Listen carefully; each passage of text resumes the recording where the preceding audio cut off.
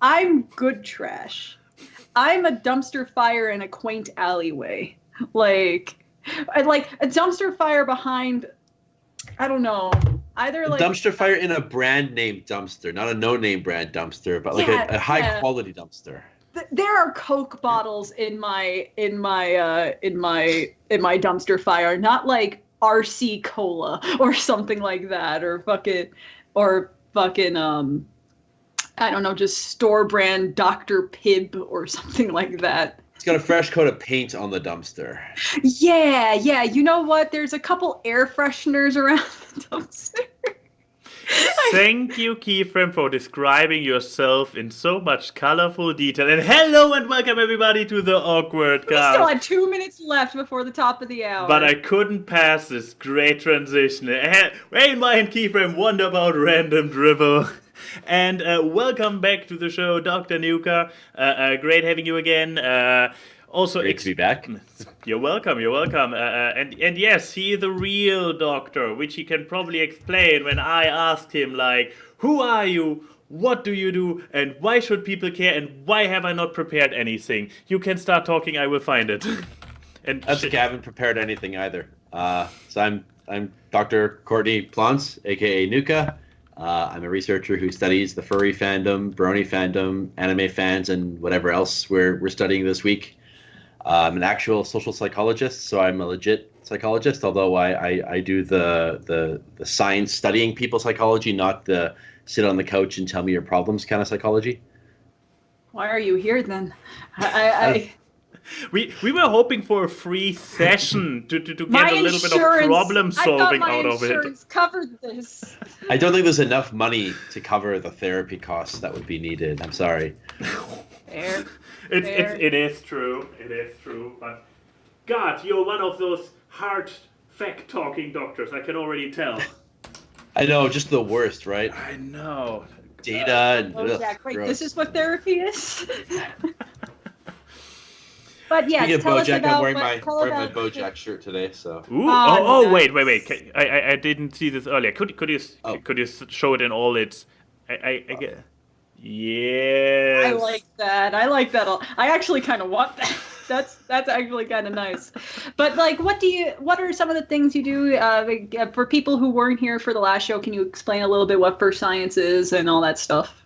Yeah, so we're a team of psychologists who've been studying various fan groups, predominantly the furry fandom. That's how we got the name FurScience. So we studied furries about 10 years ago we started. And we've been trying to help dispel misconceptions. We publish work in scientific journals.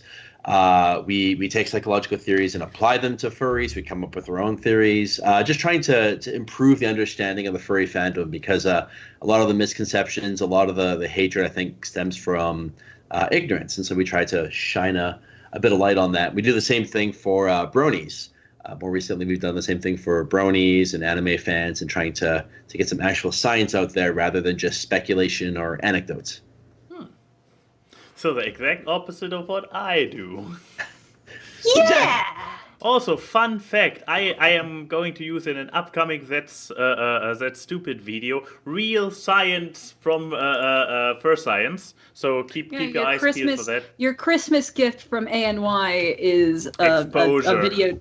Is exposure. That's what I do it for. I do it like all artists out there. I do it solely for the exposure and nothing else. Yeah. Oh, you see a little tear forming in the corner of Keyframe's eye there, like. Wait, hold on. And we go gray. There we go. How could this happen to me? What you say? Since we're doing the BoJack thing, you need to have the fire and just like nothing on the outside, nothing on the inside. Oh wait, yeah. Oh, no. I was rewatching season 1 of BoJack when I was at Max's place, so. And now you can't get it to light, which is even more emo. There we go. There you go. Nothing on the outside, nothing on the inside. Yeah, there is the reason why I had a lighter at my desk, people, for concerned and or confused viewers. What have you been up to recently, Doctor? A lot of work. So I do a lot of teaching. So I mostly teach, and aside from preparing classes and doing research, I've been watching a lot of shows, catching up on video games. So trying to maintain some of my hobbies while working and getting used to my new professorship. I'm 4 months into a permanent professor position, so that's exciting. Nice. Oh. Okay, So it ended. My life is really uneventful aside from Well, the research I teach. you fit in fine That's here. true. That's true. My biggest event this week was food poisoning. Anyway, hey guys, let me tell you about my week.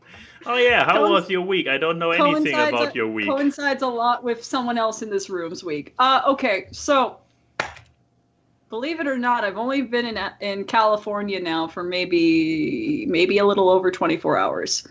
Why is that? Because Chrissy was supposed to go home at the beginning of this week. Yeah. Last Monday. Well, to explain, before our podcast on Sunday, we were like, hey, let's go to Schiller Burger, which is a burger place in Wow, we are even name dropping. You are completely on revenge course right now. Yes. Yes. Yes.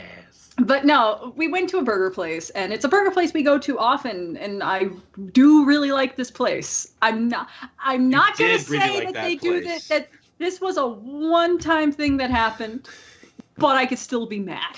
But so we were like eating there, and everything was good. We were making fun of Max's sandwich because it was definitely not what we thought it was going to be. It looked like a sandwich you got at a deli. Yeah, it was all to go a little bit into my week. I had an interesting sandwich this week. Actually, this happened last week. But yeah, it was all Thanksgiving themed with turkey breast in it. And we were like, we thought it would be like an actual breast or like a patty. Yes. It was just sliced turkey, like what you would get at a deli. Yeah. But tasted it was like fine, so. Yeah, like we were having a good old time, and I was just like, my burger tastes off.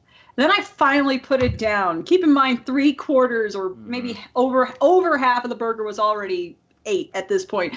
And Max kind of looked down at the burger, and he was like, did you look at your food? And I was like, why? And I look, and like one half of the burger is like completely like well done, shoe kind of overcooked, and then the top half was like bright pink, like raw pink, and it looked like they didn't flip the burger on the grill kind of thing. And I was like, oh, we're gonna see where this turns out. And then Sunday night and Monday, let's just fast forward to Monday morning, it was time for me to get ready to go. Immediately throw up, and I'm like, I don't feel so good. And so then she burst into dust and needed to wait for the end of the sequel to be reborn. Oh, wait, spoilers, but I don't tell for what, so you guys don't know yet. How dare you spoil Titanic? I know. I'm sorry, now I'm imagining DiCaprio instead of sinking down. Shh. Kate Winslet, I don't feel so good. So Rose, I don't feel so good. Don't let go, Jack. Just hold on. Do. But then again, I was really surprised how well they put the plot for Titanic 2 together. Yeah, Titanic sunk ship. But no, we basically had to reschedule my flight because I was just started throwing up the night before. It's the first thing when the camera was before the camera got turned on and after it got turned off. Yeah, right before the podcast last week, I was throwing up, and then right as soon as the podcast was over, I went to throw up, and I was like, "This is not a good sign." But yeah, for a majority of the week, the life of me was just get out of bed, put on clothes, go into the living. What did I describe you again as the hunter from Left 4 Dead? The hunter because from Left 4 this Dead. huddled down hoodie creature. Yeah, because I had chills, which is the worst part about this kind of stuff. I was like shivering all the time, so Max gave me one of his hoodies. So I was just on his couch with a blanket over me in a hoodie, just kind of like, and he's just like, hey, Chrissy, what's the monster from Left 4 Dead 2 with the hoodie? And I was like, the hunter? Yeah, you look like that. The Kumi crawling out of the couch to attack him, which is not an exaggeration to help of you what get happened. through sicknesses. Yeah.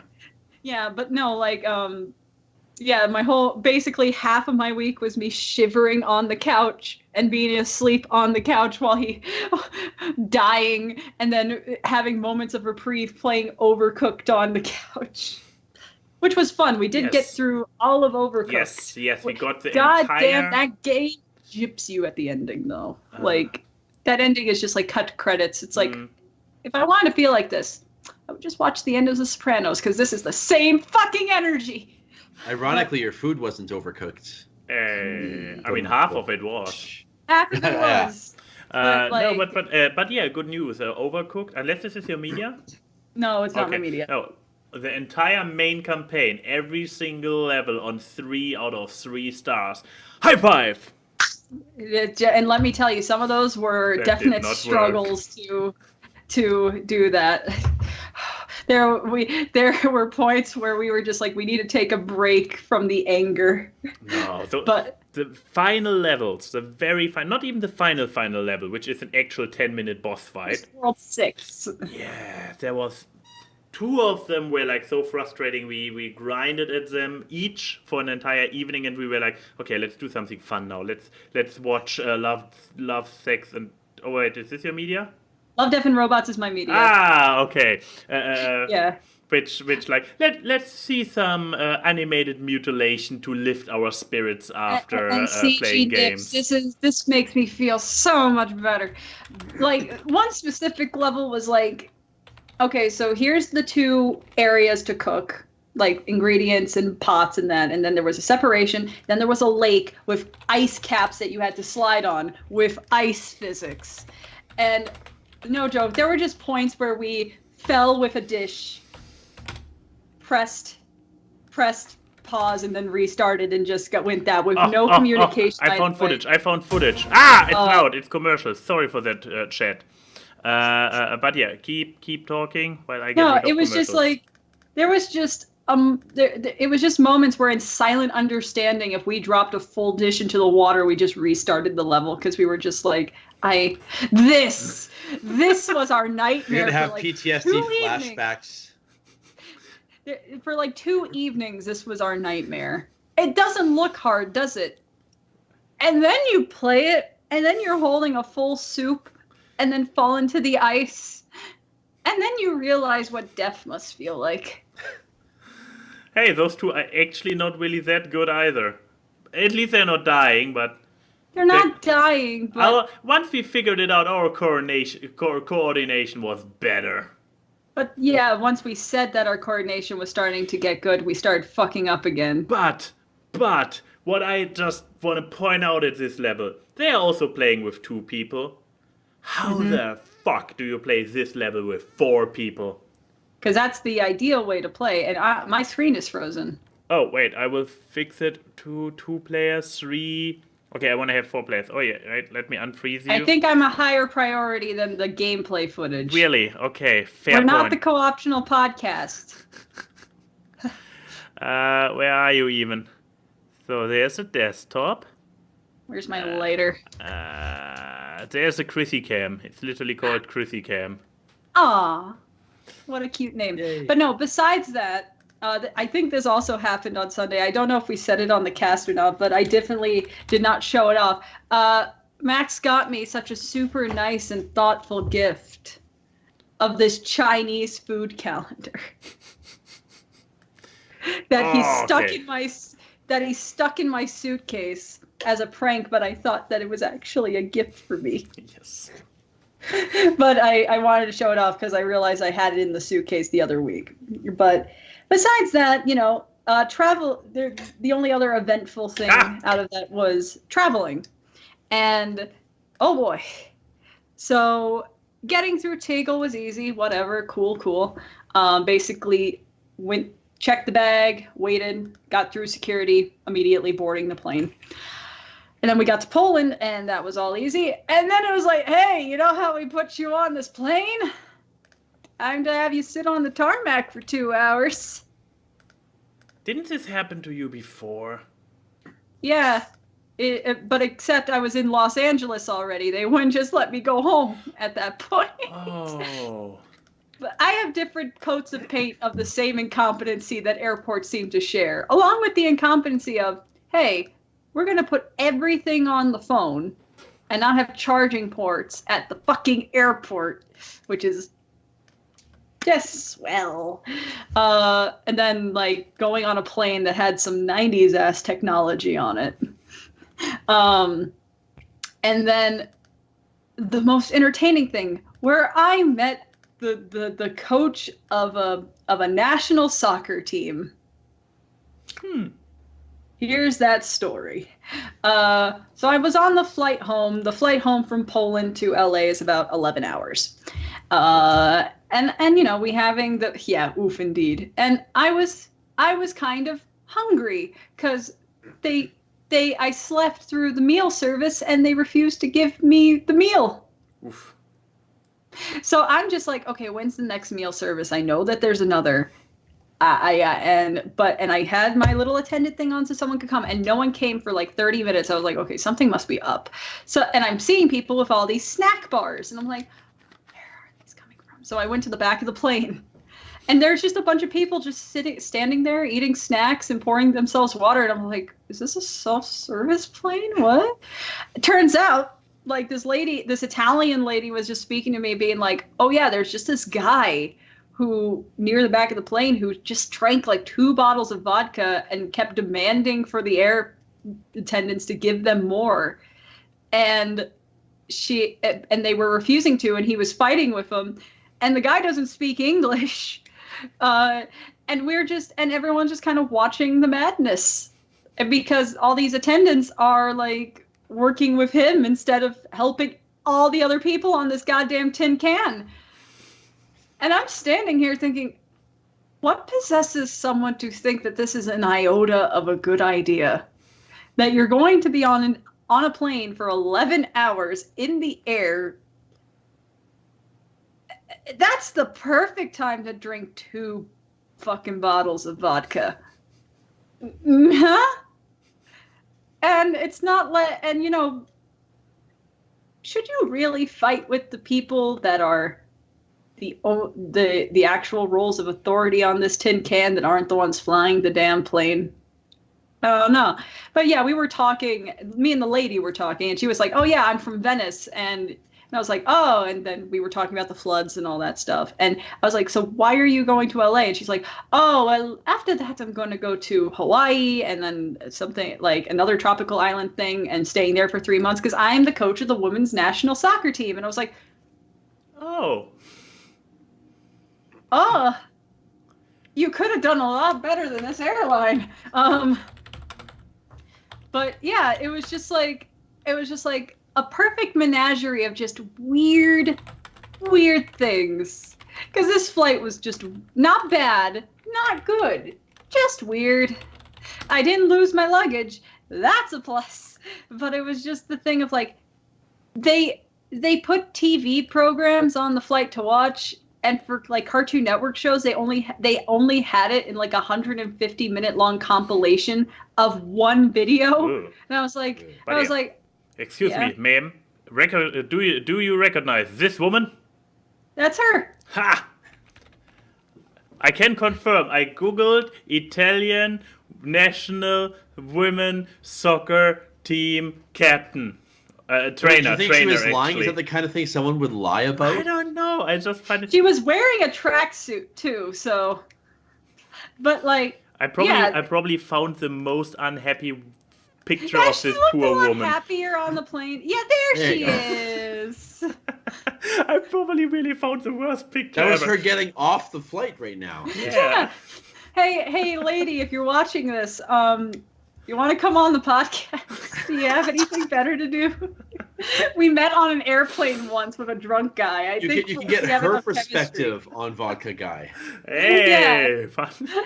Yeah, please, the vodka tails. Because she was like apparently the seat right behind this guy. And I was like, Ooh. oh, this makes it better. But yeah, and then I came home. And as soon as I got home, which was like 5 p.m., I fell asleep. Then I woke up and it was 5:30 this morning. And I was like, oh, my computer's off. I need to turn it on. And got terrified. I texted Max because my startup screen I just recognized that I actually have WhatsApp on my computer logged in.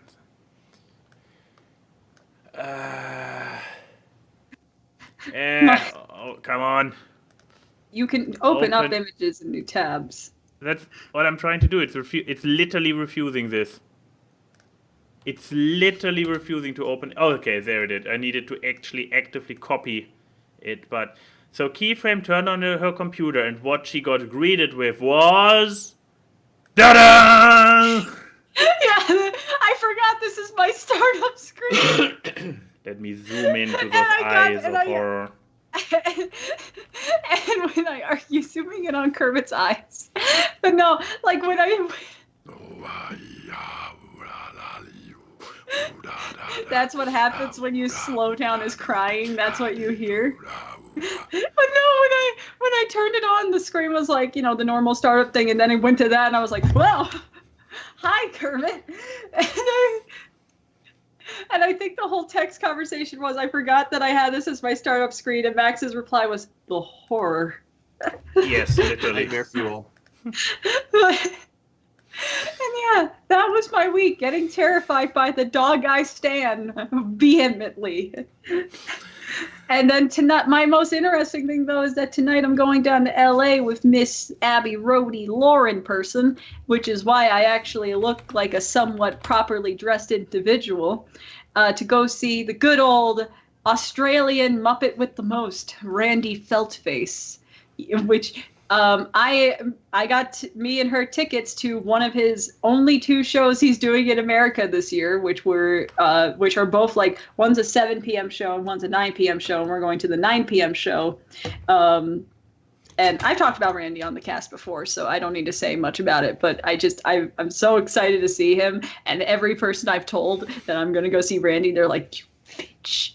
I want to see Randy because he only performs in like Australia and London and New Zealand, and it's like, hey, he's performing in America. Oh, it's only in LA. Hey, Chrissy's going to see him instead of you. But yeah, next Awkward, I will tell all about the tales of the Feltface. Yeah. But yeah, what about you? What happened in my week, which is not already covered by your week? This is why us visiting each other is such a chaotic thing, because our weeks are just the same. Yeah. So I guess I can give one thing related to my media, but not the media yet, because it's probably the only like work, then Overcooked in the evening, and then her media, and yesterday I didn't do anything. It was a horrible day. So. Her flight was at 7:40.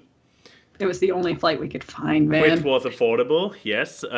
Booking that flight was also an adventure and a half. That took 2 days to book a damn flight because LOT just refused to take Max's credit card. Yeah. But yeah, so flight 7:40. Check-in luggage, so getting there extra early just to make sure, okay, even should an unexpected delay happen, we are still there in time, because paying a third time for the same flight would have been really, really nasty at some point. That's like, at this point, citizenship becomes cheaper. No, and so yeah, the alarm went off at 5 a.m. yesterday, and because I'm a reasonable and self-sufficient adult, I obviously did not go back to bed after dropping her off at the airport, which... I knew it. which ended up with me being in a very, very delirium all day. I'm just happy I made it out of the house at all for grocery shopping. Otherwise, today would have been hunger strike. Some people take drugs to get into that state. I know. I found His it drug was sleep deprivation. It was sleep deprivation. No, but so yeah, I ended up doing the most mindless thing ever all day yesterday, or most of the day. Destiny 2. I mean, Yuri introduced me to this game as his switch off your mind and just game for a little bit, like cool down, brain dead game. God, it's so fucking brain dead. But this is not my media. I just want to point out, God, is this a time Destiny 2 is brain dead. Yeah, it's a brain dead time saver, but weirdly satisfying. I give it that. It's weirdly satisfying. I didn't have the feeling like, this was... No, I was just like, holy shit, how did so much time pass by not doing anything? I actually didn't play with controller, but yeah. No, the other thing, I guess I go first with media. Because it's the only remaining highlight of my week. As people who follow my Twitter probably already know, I earlier went and saw Frozen 2. It happened... Oh, okay, taking off headphones because someone... Yet. No, wait, I shouldn't. Because... Thanks, people on Twitter. You already fucking spoiled Frozen 2 for me. Oh, really? Sorry. Yeah, I now know the ending of the movie. So do I. But yeah. Spoiler, Elsa's in it. And everybody else on this You're welcome. poster. I might as well have seen it already. But yeah, go ahead. Yeah. So, but yeah. It due to my lethargy, whatever my lethargy, my undead state yesterday. I intended to see Frozen this weekend, but yeah, yesterday I kind of did not get out of the house. So this morning I was like, okay, you don't have a good media anyways. This movie is in the cinema. It's opening weekend, so if you don't watch it yet, you will get it spoiled. Sorry. No, go ahead. And so I was like, okay, I need to go see a screening early enough so it doesn't collide with AWKWARDCast and does cause any stress later on. So I looked and I found like a 1 p.m. screening, and there was a single decent seat free. The benefits of being alone and going to the cinema alone week after week, sitting there, especially going as a grown adult in a dark trench coat to into a Disney princess movie. To a Disney princess sequel movie. As a brony, I have no idea what that's like at all. Oh, never. No, Never. somebody on Twitter had the perfect reply for this. Wait, let me. What was it to get the wording right? But it was like, the moment you realize you're now probably on some kind of watch list. Perfect description for my situation. Because, yeah, I was standing there in the foyer and I already saw a bunch of kids and I was like, all right, it's a noon screening. And then I was like, all right, it's a noon screening of a Frozen sequel. Because there were, I shit you not, at least...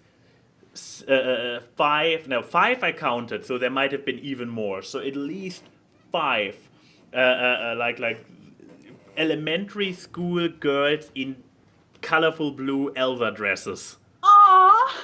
And you were jealous because they were wholesome. nicer than your Elsa blue dress? I know, I felt so shamed by them. It was like, what do you think why I wore this dark trench coat? It was like, So that way you could be like, into the unknown. hey, Fabulous. hey little girl, what do you think of my Elsa dress? Let it go, let it go.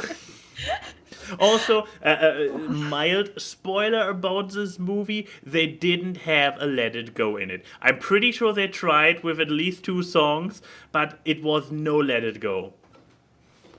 But I heard the tune of Let It Go playing during the opening. Or was it? That's her fucking leitmotif, you dumbass. Like, No, but okay, to talk about the actual movie, because so far I was still in my week recap. I should have put on the picture from Twitter where I'm like, Yeah, what do can you I think? say about the movie without going into spoilers? Because I think I can talk about it pretty spoiler free.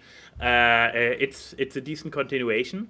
I'm not entirely sure if it perfectly adds to the lore from the first one, or if it kind of is like they made the first one as a standalone, obviously, and then at some point they were like, hey, we have a great idea which mostly fits with what we already told in the first one. So I have the feeling I'm not sure. Once again, I would have probably have to watch them back to back, because my last Frozen has been a while, probably a month. No, it's actually a little bit more, but I have watched it multiple times back in the days, so... Just the verbing. The last time I frozen, like... I got frozen today. Ugh. No, but but it was mostly a good fit. I'm not sure if it was a perfect fit, but it was a very good and convincing fit into the lore.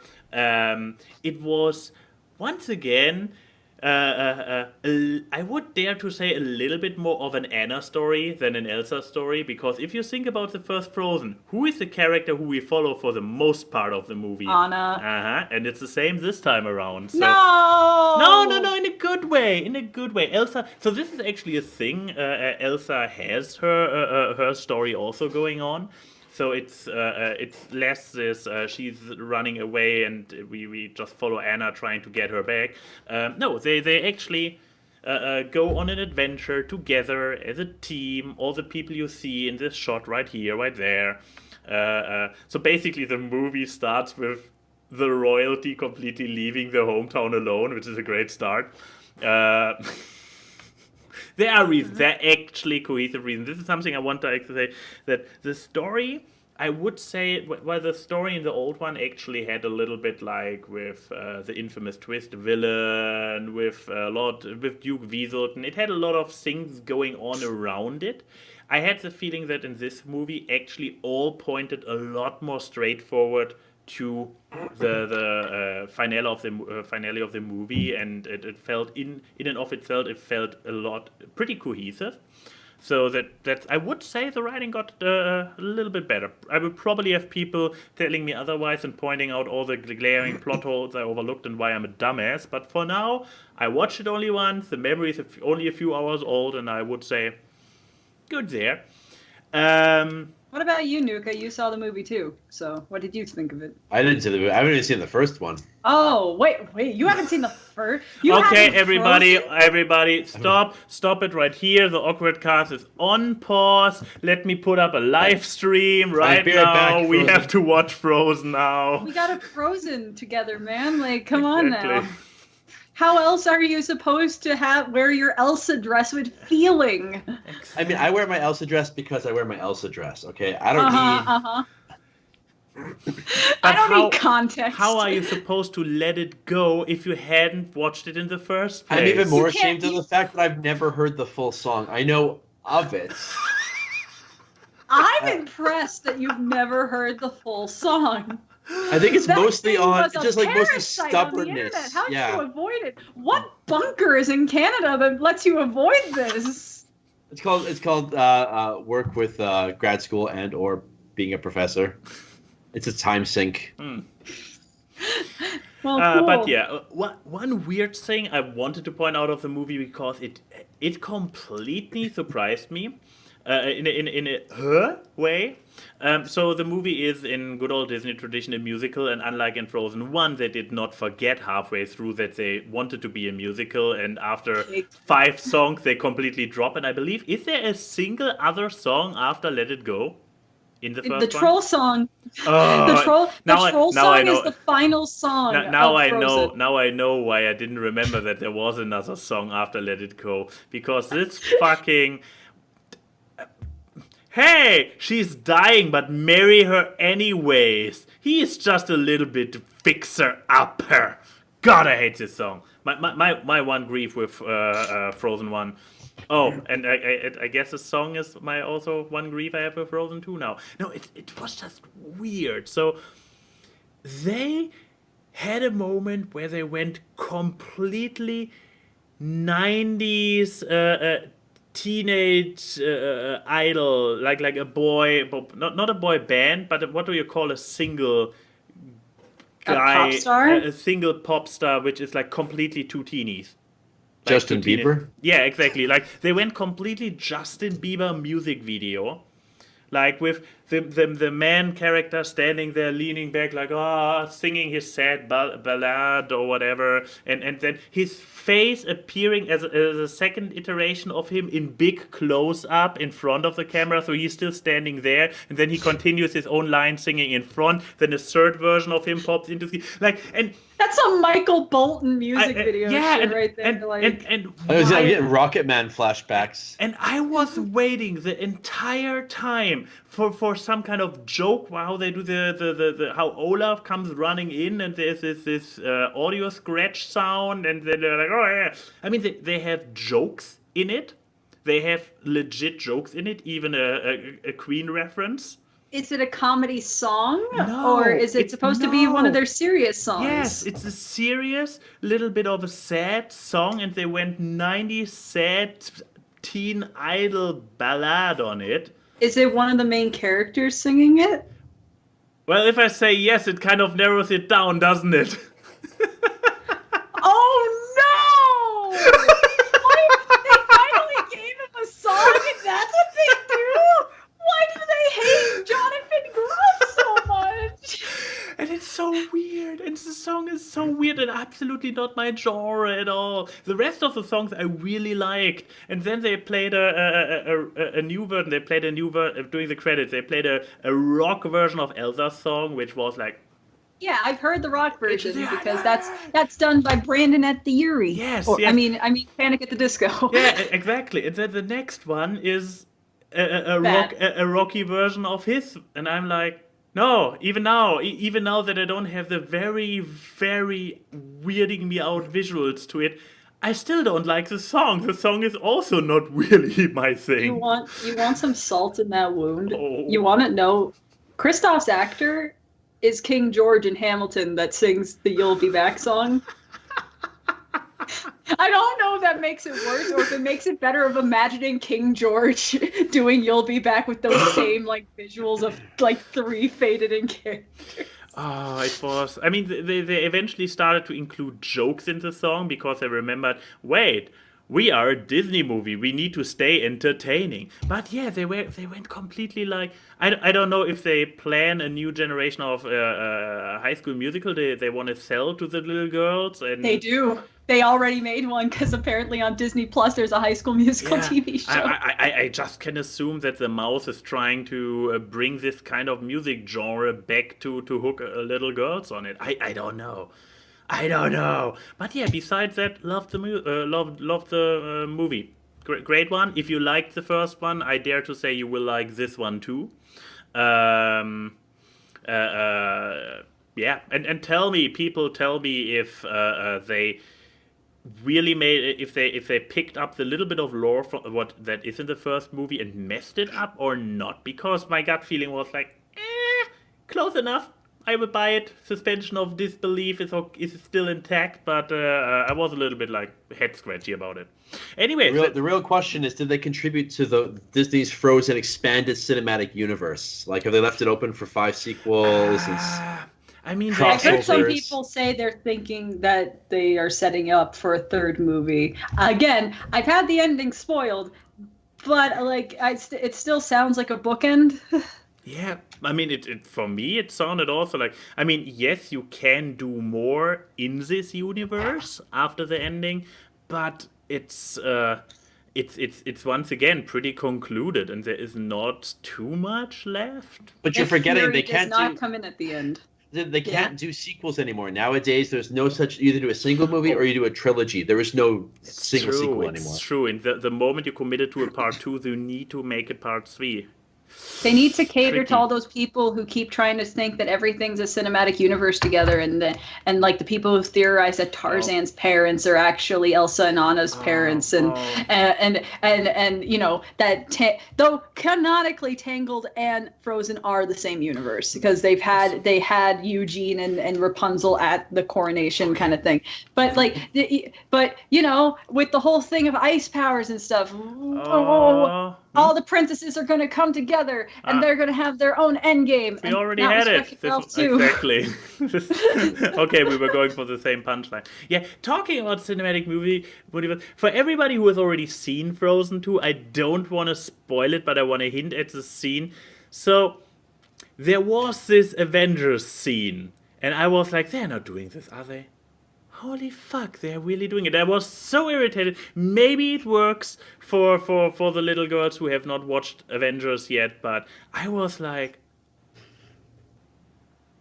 they're literally doing the same. They're literally doing the same thing. Elsa, I don't feel so good. They literally like, I was like, See, part of me thinks I know what scene that they're probably imitating, but the only thing that I think of is the thing from the first Avengers movie of Hulk hitting Loki multiple times, but instead of Hulk, I'm thinking Olaf just beating someone up, going, ha, puny god. But yeah, final thoughts since you bring out Olaf. Olaf still manages to be a very obnoxious, but still lovable and fitting into the world comic relief. Yeah, so he has one scene that actually, and he cracks so many jokes for the adult audience. It's not even, it actually was very funny, but it's not funny how funny it was at times.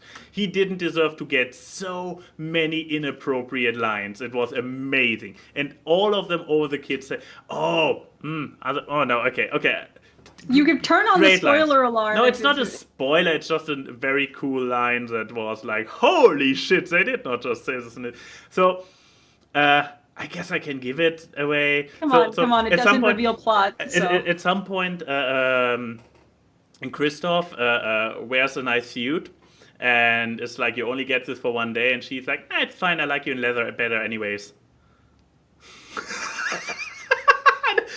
I was just pretty gutsy for a Disney. No. They had to know. Of course they had to know. But the sad thing is I was probably the only guy laughing in the entire cinema. All the kids didn't get it. And even the two adult couples next to me, at least I believe the two guys were a couple too, they didn't laugh. But I was like, really? But yeah, you're right. Frozen 2. Exactly. Watch it. End of story. Okay, who wants to go next? What about our guest? After you, Collar Boy.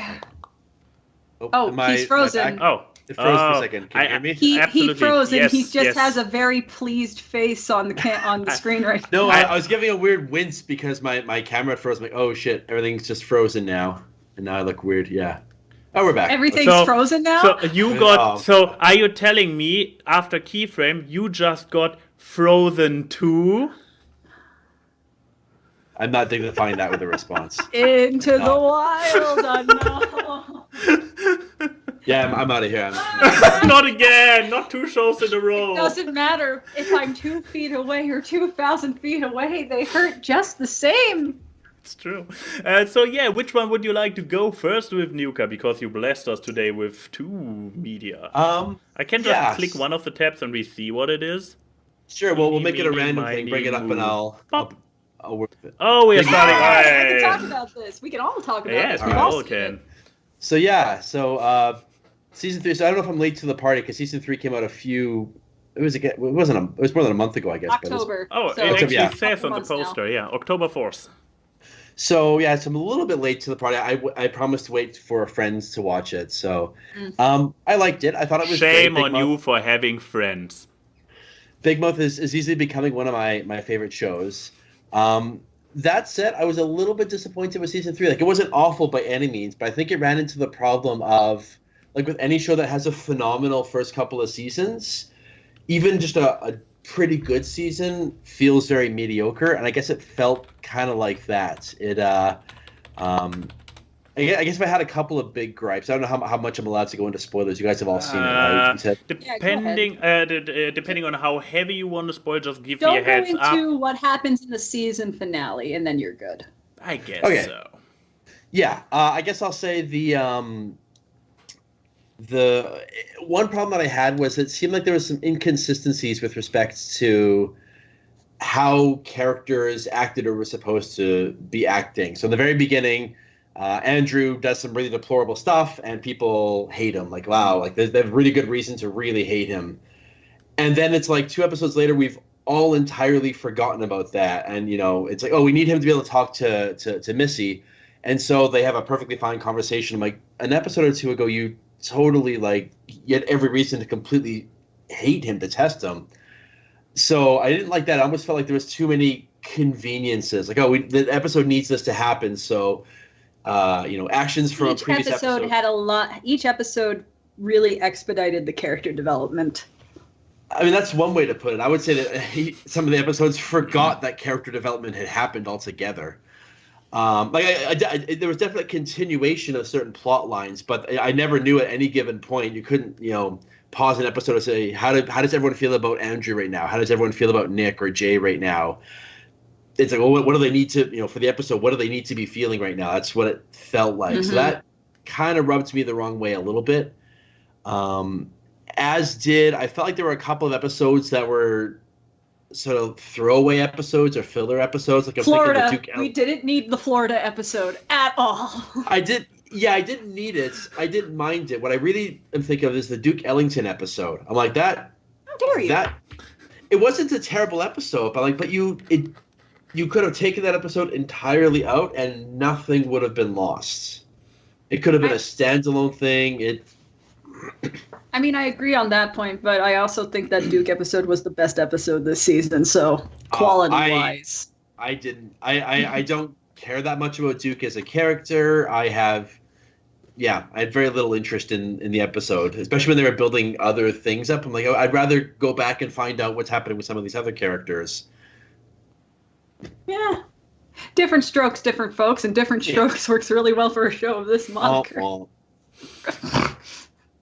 But yeah, so what do you? I know there's a lot of people in the chat right now that are not very happy. That's fine. Show. That's fine. I don't think it's a. I don't agree with the assertion that this show is pedophilic just because it's talking about a natural part of a pubescent life. Yes.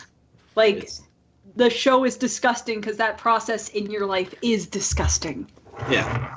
To acknowledge that 13 and 14-year-olds go through puberty and have an interest in sex is, nor is it glamorizing it or trying to make it pornographic. It's just saying, hey, you were 13 or 14 once. You probably had some of this awkward stuff happen to you. There's a charming familiarity to it where you watch it and go, yeah, I can remember what it was like to be that awkward. I don't think it's supposed to be, hey, look at all these 13 and 14-year-olds talking about sex. Doesn't it get you all hot and bothered? I don't think that's the intent of the show. No. Yeah. And I mean, why do you think they designed the characters to be so ugly? Yeah. There would probably be a very specific kind of desperation necessary to get hot and bothered about this show. Yeah, Except maybe the blonde hormone monster that comes in later. Oh, yeah, Mona. The bitch one. Oh, Mona's great. I love her. I can't wait to see more of her. She's the perfect pick.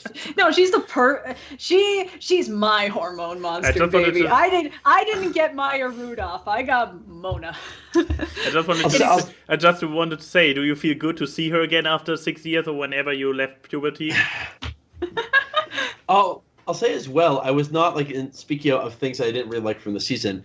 I thought the whole Jay plot was just really weird and contrived. He's living with them for some reason, and I'm like, that's good as a throwaway joke for one episode, but you made that a season-long arc, and then it didn't really feel like it went anything because he went right back home. The thing is, I do like the idea of him making their home life better, like his own family. But I'm just kind of like, instead of home aloneing him, you probably should have just got him to go through CPS and just be sent to Nick's family as a foster And you could have done it in one episode. What they spread out thinly over like an entire season, make it one episode, right? You go and even if you want to do that fumigation of your house angle kind of thing, fine. Make it one episode. Your house is being fumigated. You go live with the Birches for a little while. And you come back at the end of it and go, wow, my house is kind of a shithole. How can I make this better? Yeah. That doesn't need to be a season-long arc. There's also the thing that they could have set up that just Jay visits their house way too much. I mean, Andrew's over there and does sleepovers for way more than a person should. Because his house is kind of shitty, too, let's just say. It's just... I personally could be fine without any Jay subplots. Every single one of his subplots was like, oh, please don't. I actually did like a couple Jay things this season, mostly him becoming friends with Missy. I actually thought that was kind of... I thought that was great. Yeah, I thought that was actually great. I don't know. But that's because it was the only time where his hypersexual nature was being used in a positive sense. Yeah. And he wasn't fucking a turkey. So that's not a metaphor. I mean, a good example too of a thing that really drove me nuts with this inconsistency. Andrew Missy is driving me bonkers as a dynamic, because there's just no consistency whatsoever. Like at the start of the season, he's made it clear, okay, I still like you. I totally blew that. That ship has sailed. And then for an entire season, we bounce around back and forth. How does he feel? Is he still jealous about her? Is she mad at him over it? Have they gotten over it? And it's like from episode to episode, they can't seem to decide where are they at. And then by the end of the season, he's still upset over Nick, and Missy having that kiss. I'm like, oh, weren't you over that, or were you not over that? Like, it's just. I mean, it's not outside the realm. I mean, they say it on the show. Andrew is going through a very toxic puberty, but didn't even go. Sorry, go ahead. Oh no. Go. No, finish your point, because I was going to say they couldn't even. Yeah. It's good like they couldn't even commit to that idea. I really thought there was something neat to the idea of he slowly starts going down a rabbit hole, and before he knows it, he's going to incel meetings. He's going to like these really, really extreme meetings. I thought, okay, you want to take over this course of a season, start spelling that out. They just kind of drop on you. Oh, by the way, he's got this podcast thingy that he does where I'm like, that just kind of fell into your lap. They didn't set that up or anything. I'm like, hey, why not make that a season-long arc where as the episodes go on, we start to notice Andrew is getting a little like weirder and weirder. He's getting a little more distant. He's getting a little more of an asshole. And then have it be sort of the final notes where after a season of building up, he realizes, oh shit, I'm at like a neo-Nazi rally. This has gotten out of hand. But within the course of 15 minutes, they completely blast through all of that and lose what could have been an interesting arc. I won't lie, I really did laugh when Andrew went to the Nazi. Keep in mind, folks, for people who don't watch, Andrew's Jewish. So it's just like him going to the Nazi meeting and then him crying to Nick about they hated Jews so much. And I was like, I shouldn't laugh, but this is great. But also, I hated Nick this season. They really achieved the thing of making him an unlikable douchebag. But the one thing that I think everyone can agree on that was good was Matt. The gay kid, because his whole thing of him getting a boyfriend and actually him being awkward and not it was just done. gay and so mean. Well done. Oh, it was great, and him and Jesse's friendship. All the girls end with E's in their names. Jesse's friendship was cute and actually made sense for something to start the season with and end the season with, and it's just like I like a lot of stuff in this season. But the only season 2 is better. The only character development and sort of direction that I really liked at the ends of the season, I like where Jesse's arc is going. I thought that was a really solid, really good. There's some real drama. I want to know what happens. But the whole Nick and Andrew fighting thing, I'm like, that's going to blow over by the start of the first episode. How many times have they done the I'm mad at you, I think you're an asshole, we'll make up? Like, and the only way they'll get my respect is if they legit commit to this for a while. And like all the next season is like, no, Andrew is really because he does. How many times have they fought this series? Like, I mean, just in general. You can argue that Andrew The chat was is hating that we're talking about this show. Everybody has left. Nobody is there anymore. I will say that Andrew calls Nick out pretty hard. Like he's like, you're a real piece of shit. I'm like, that's not just like, oh, you did a dickish thing this one time. Like he's made it clear, like, I've been really upset with you for quite some time now. They could make that into a much longer, hey, like there's an actual rift here, and for a whole season they're trying to patch that over. I don't think they're going to do it. I think they're going to do the, we're at camp, and while we're at camp, we patched it over and we're all good now. Yeah, but I do want to say this to people. Do give Big Mouth a chance. I think that's just the big thing of just, I think people's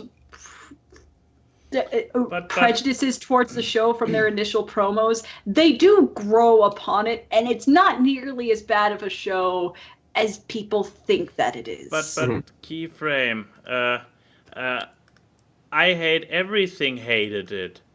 I hate everything made Say like it. the is what? I hate everything?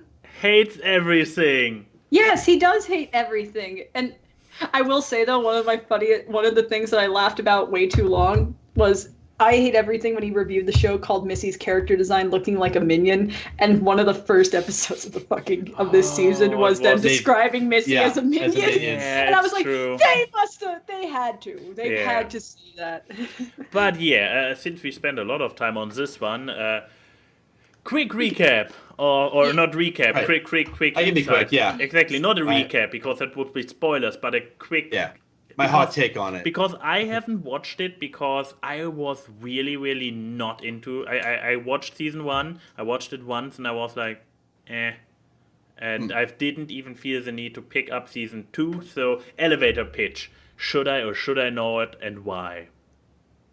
If you didn't like the first season, you're not going to like the second season. Oh, okay, fair. I'll say that. I guess all I'll say about this is that I really loved the first season of it. Thought it was, it was great, and it went from being this silly little slice of life kind of show to, oh shit, we're going to go in a direction with real drama. And I thought, if that's the direction the show's going to go, I'm on board. And it's like they did the bookend thing that MLP would often do, where they have a really exciting first episode and a really exciting finale, and then somewhere in between they kind of do a whole bunch of slice of life stuff. And really, I'm here for the really exciting stuff, right? You tease this amazing. The stuff they introduced at the end of this season, though, is just like, why couldn't we have spent more time with it? Yeah. I'm like, go to. I don't need a whole bunch of slice of life episodes, all these little side things. Just get to the. You sold us. You've turned it into this dramatic series. Now stick with that. Trying to do both just makes it feel like you're not doing either one justice. So that's my only thing about this season, because I did watch it. I liked it more than season 1. It still has a lot. I feel like I'm still watching season 1 though. Like this is just part 2 of season 1. But Lucy is still the best character on the show. Oh, I love Lucy. Lucy I can't stand Elfo. I hate Elfo so much.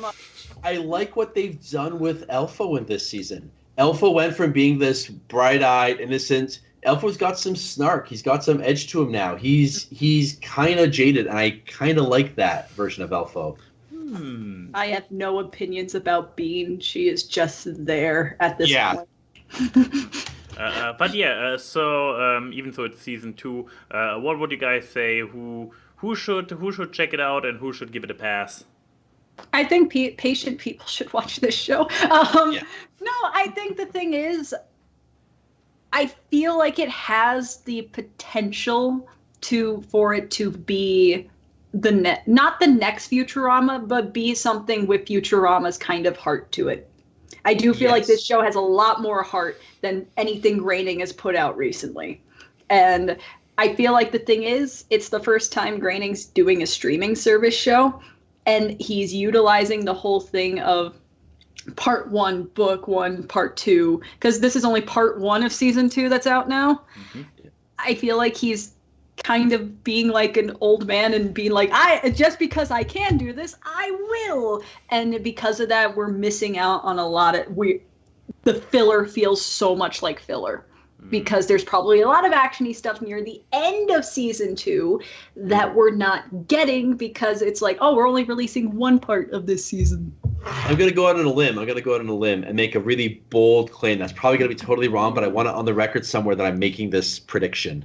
Mm-hmm. I think they're going to try and find some way, even if it's just tangentially, to shoehorn in a reference to Futurama. I think they're going to try to find... They already have. In what way? In season 1, you could actually see references to what will become the world of Futurama. Plus, I think Word of God has said that Disenchantment is actually the past that Futurama exists in, which I wouldn't be surprised. I'm waiting for the moment we get the time machine that Bender. That's what I'm waiting for. I'm waiting for the moment where they actually unequivocally. Here's Fry. Here's Bender. Here's a time machine from the future. Here's them spending 5 seconds at the time. It's probably just a licensing thing at that point, though. I mean, they introduced that there was a second Middle Age in the first episode of Futurama. When you see the civilization grow, then aliens shooting it down, then you see fortress, like castles coming up, and then getting shot down, and then we have the civilization as we know it from Futurama. So maybe it's even taking place in this particular Middle Age. Probably. Though I will say this, and this is less about Disenchantment, but the thing itself. It still feels like a graining show, like Futurama. However, I think this is kind of the sin of the streaming era because we are inclined to binge. I feel like Disenchantment would feel better as a show if you don't binge it. It is not a binge-worthy show because even though there are serialized elements, it's just as serialized as the continuity of Futurama where things do stick. But in general, it has an episodic format. So you feel more worn down by the filler and episodicness of it because we are just so indoctrinated of, this is on Netflix, I have to watch every episode now. I may try to do the next season, and that's that one episode at a time, take some time between it kind of way to see if maybe it feels better that way. Maybe I'll give that a shot because I like that. Good experiment. The psychology of binging. Maybe this was part of why it resonated so badly with me because I did binge the first season. I mean, I noticed that because I used to marathon shows all the time. When there would be marathons of Futurama and Comedy Central and stuff, I couldn't watch like a full marathon. Yeah, I watched 4 or 5 and then kind of get, okay, I need to watch something else. You basically watch as many episodes as a Futurama movie would be, like The Beast with Two Backs. It's like you just kind of watch like 4 episodes and it's like, okay. It's like a back-to-back thing that they do on TV, and then you're done. It's not, let's watch what 12 times 30 is, like the amount of minutes of just this one program. Yeah. So, do that. Watch Disenchantment, but watch it like once a week and come back to us and tell us your I'll see what it's like. I'm kind of curious to try that now, so I will do that. But it is now my turn. Exactly, and nothing better for a show where we're already stuck on media forever than talking about what's it called again? An anthology series where you basically can talk about every. Wrong one. Fuck. What? There. Swing and a miss. I fired, and then I missed, and then I fired, and then I missed again. But you can. Just saying, Enigma, it doesn't have rip-off Simpsons art. Because if you were going to say that, Futurama has rip-off Simpsons art. It has rip-off because it's by the same guy. It's a Matt Groening style, just with less like yellow. Style. It's like, okay, I'm just saying, that is the worst fucking criticism I've ever heard. It's like when I Hate Everything was criticizing the Wall review from Nostalgia Critic, and one of his big criticisms was the fact that the plaques are on the studio walls. Yes, because it's their studio.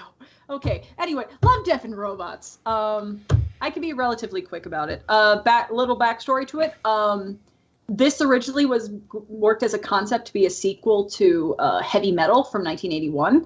But because certain people, I forgot who, still own the rights to Heavy Metal, they couldn't do it. So they sent this to Netflix for distribution, and they were just like, let's just title it Love, Death, and Robots and make it a series, which it was probably the better idea, because I I like this so much more as just their own shorts instead of what it would have been with Heavy Metal. If you've ever seen Heavy Metal, that they had a framing device to frame the shorts together, which was the worst part of the movie. Yes. But yeah, Love, Death, and Robots is a 15 episodes, give or take. You can look it up yourself.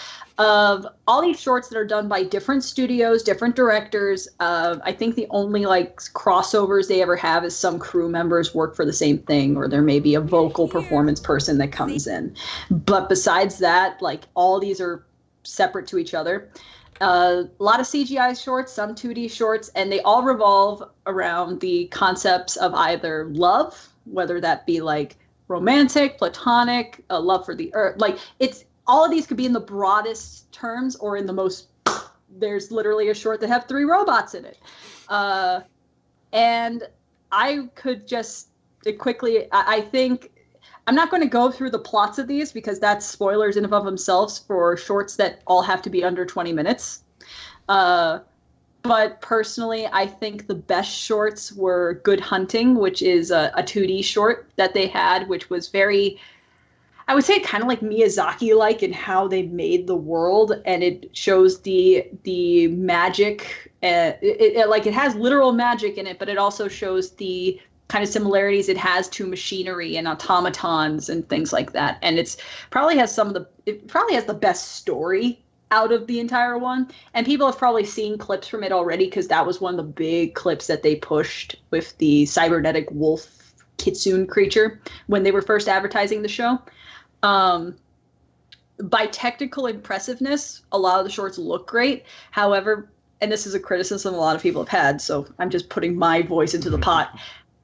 A lot of them have the aesthetic of a modern video game cutscene, in that a lot of them are like mocap-y, trying to go for hyper-realism, which immediately dates the product. I think one of them, they had one that was about werewolves in the army. A lot more serious than that elevator pitch. And that one probably had the worst looking of that hyper-realism, which is sad because it did have a pretty good concept and story. Oh, but it was so gory. Oh, and it was gore central. I believe it was the goriest one of all of them, wasn't it? I would probably say of the 3D ones, yes. Yeah, I would argue that there's that the gore that they had in the vampire one that they did. Yeah, but it was just like red splatter. No, I mean they had a guy get split from skin to Oh, I forgot that shot. Yes, this was fun. And then the vampire getting shot in the dick with a bazooka. Like, oh yeah, there's a lot of penis in this and a lot of boobs. So if you are, I can confirm there are good boobs in it. She was not so heavy with the penises in it. Oh yeah, so many. Just saying, can we stop making penises used for squick in media just in general? It's like it's not like it's constantly treated as such an unattractive part of the body. It's like it doesn't have to be. It's how you're presenting it. So when you say hyper realism, are you saying like it falls into that uncanny valley sort of zone? Some of them do. Some of them do. Particular one you have in mind, Key? I mean, let's see. Particular one. Aquila Rift or the shapeshifters? No. Probably the 12 soldiers, the Soviet Russia one. Ah, yes. I actually think the only one that showed the true impressiveness of the mocap. Shit. Oh yeah, just to say, you have to put in your pin to actually watch the content because there's so many. There's some of these shorts that I think because of their scenes would be counted as NC-17. But yeah, here you see what. This is what I mean. Like that was like a video game cutscene. It's not uncanny in unwatchableness. It feels more like you're watching a game cutscene. Yeah, that's exactly what it looks like. Yeah. But yeah, then we had other one. God damn it! But like one that actually showed the impressiveness of that kind of hyperrealism style is actually the Into the Equatorial Rift. Yes. Which I thought some parts were live action because it looked great, but probably the most. The Witness was also very convincing, but I will not show any footage of the Witness here. The Witness, though, I think is the most impressive one out of all of them, not counting the 2D ones, because the 2D ones have their own level of impressiveness because of aesthetics.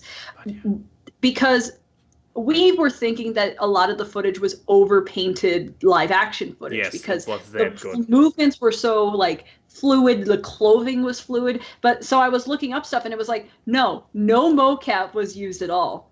It was all keyframed movement, which is basically, instead of making a simulation for the character to do in CGI, they did it pose for pose and animated it like that instead of actually so they were treating it like a 2D animation and doing exaggerated stuff, which ironically leads to more liveliness and looking less stiff, which CG models tend to do because it goes a lot by math. And for the clothing, they actually used a fashion designing program that, you know, designers use to mimic their clothes in a 3D environment, and just made a pipeline simulation for it, so that way the clothing just looks like real fabric. And it turned out that the person who directed this is an art director on Into the Spider-Verse, and everything made so much more sense in that moment. But I guess the one thing I would say, because apparently they are greenlit for a second season, so a second set of shorts, I think more need to, I would like to see more that are of different mediums, because it felt like, because the 2D ones were, I don't think there was a single 2D one I disliked. And that's not just because it was 2D for the sake of 2D. It was that the stylization, you have animation and it's good, and to heighten your story, you should have an art style that works with it. And so many of them, I feel like, could have had their stories heightened if they used a different art style than everything that started to feel the same and the same and the same and the same. Probably my favorite shorts would be 3 Robots, which I just thought was really fucking funny. Good Hunting and Alternate Histories, which I hope they do a second installment of, because that one felt like an actual show, where the short is basically about if you can make alternate timelines for something, and they did the death of Hitler as their first one, as it. More ridiculous. And it kept going more and more ridiculous. Like, one is that he choked, and then suddenly a meteor crushes on him. Or alien succubi women. Yeah.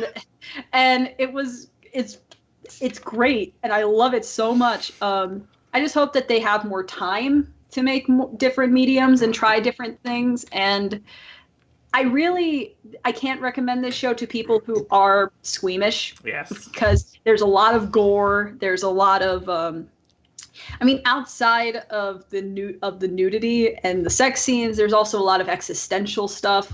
And I guess if you don't like anthology stuff, don't watch it, because I know there is an audience for that. There's an audience who doesn't like short films and stuff. They need something that has a 3-act structure or like an episode structure, because some of these shorts are 10 minutes, and some of them do have endings that kind of leave you like, huh? Like and if you're someone who gets really annoyed with that fast, you may not like this show. But if you're someone who appreciates animation, wants to see more adult animation that's not just crude comedy for the sake of crude comedy, I think that we should support more stuff like this. But yeah, probably because they are so different, maybe have a friend who is not squeamish and watch it for you first, and then put together a playlist of the safe episodes. Because there's so much great stuff in there. There's one episode where I'm not even sure. I believe at some point they throw in some nips because they could when the yogurt took over. Mm-hmm. I'm not even sure if there's anything truly NSFW in it. Like the only dips were from a protester, because it was one of those protesters that burned their bras kind of thing. But the yogurt one is one that I think if you don't like any other, just watch that one. Go find When the Yogurt Takes Over. It's treated like an Orson Welles radio drama with Maurice LaMarche, the voice of the brain, narrating over it of what happened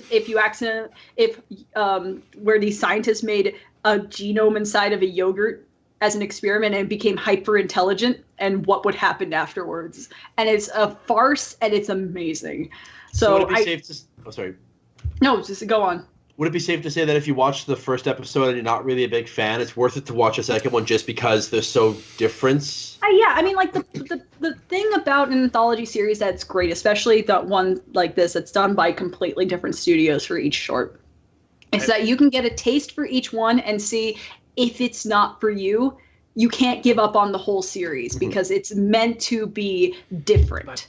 Each one is meant to be different. But you really, it's all over the place. So you have absolutely quirky, short, fun ones with a little bit of existentialism. And then on the other hand, you have like Shapeshifter, which is like very realistic except for a supernatural element, and extremely gory. One where I'm normally not squeamish, but I was sitting there like, ugh.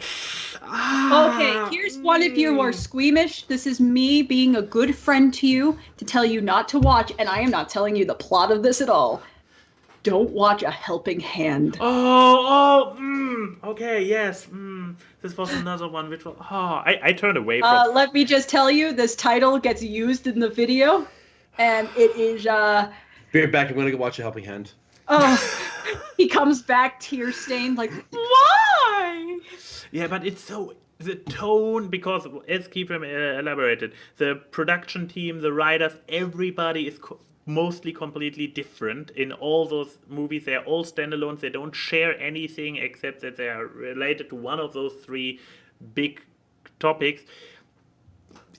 You will love one and hate the next.